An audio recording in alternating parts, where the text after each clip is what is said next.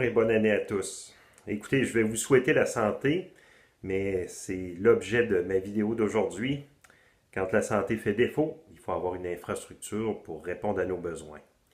Et ça m'amène à vous parler du réseau des CLSC, qui était une idée extraordinaire, née au début des années 70.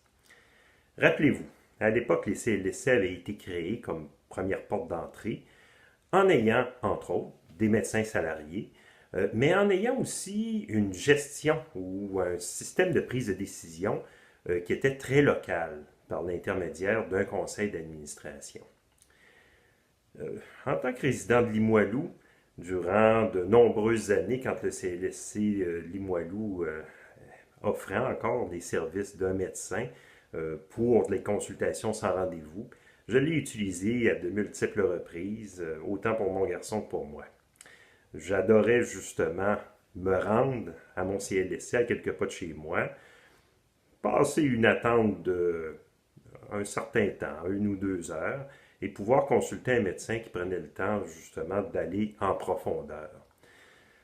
Vous savez, un des aspects qui est largement oublié, malheureusement, concernant les CLSC, c'est l'aspect que les médecins étaient salariés, étaient donc des employés de l'État.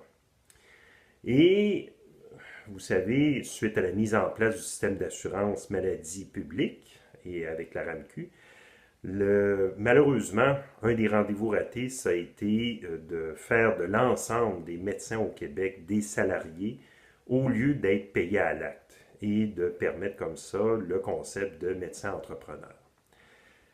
Actuellement, malheureusement, on voit justement ce mouvement massif de privatisation au profit d'une poignée de médecins entrepreneurs qui dictent leurs lois.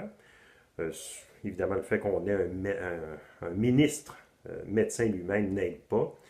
Mais ça prend en otage l'ensemble du système de santé, plus particulièrement les médecins qui, eux, ne souscrivent pas nécessairement à cette approche entrepreneuriale-là, qui préféraient une pratique, disons, plus large, plus humaine, où ils pourraient prendre le temps de s'occuper de leurs patients plus complètement.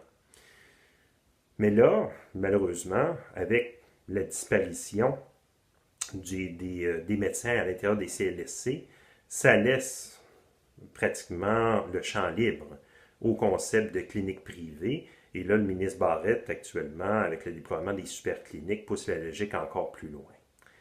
Moi, je propose de mettre fin à ce mouvement-là et de retourner à un réseau solide de CLSC. Vous savez, les CLSC, ce qui est largement oublié, malheureusement, c'était aussi des centres de pouvoir locaux très importants. Parce qu'au moment de leur création, les CLSC reprenaient les concepts de cliniques communautaires qui existaient au Québec dans les années 60, début 70.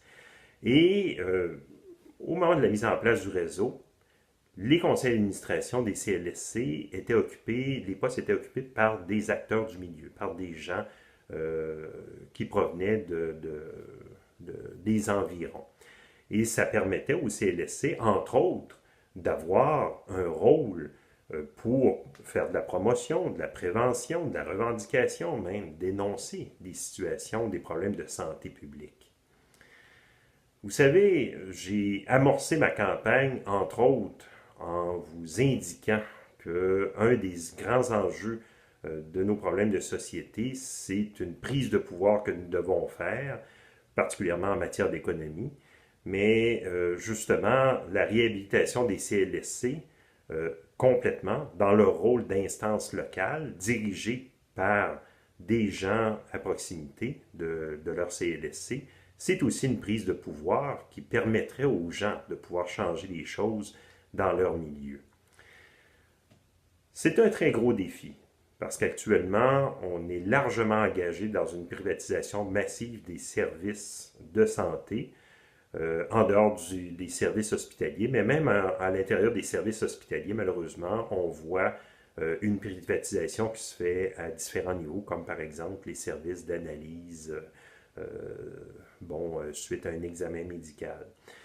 Alors, nous devons donner un coup de barre là, si nous voulons nous assurer de garder des services de santé publique et surtout à un coût raisonnable. Parce qu'un des facteurs ou un des postes de dépenses les plus importants en santé, c'est justement la rémunération des médecins, et tant que le paiement à l'acte va rester, et considérant évidemment que dans le réseau des cliniques privées, il y a très peu de contrôle sur les argents qui sont dépensés, eh bien, nous ne verrons pas la fin des dérapages des coûts en santé. Alors voilà, c'est un engagement auquel je tiens. J'espère que vous y souscrivez, mais redéployer à nouveau les CLSC comme acteurs de première ligne, je pense que c'est un élément majeur de solution pour avoir un système de santé qui réponde complètement à nos besoins.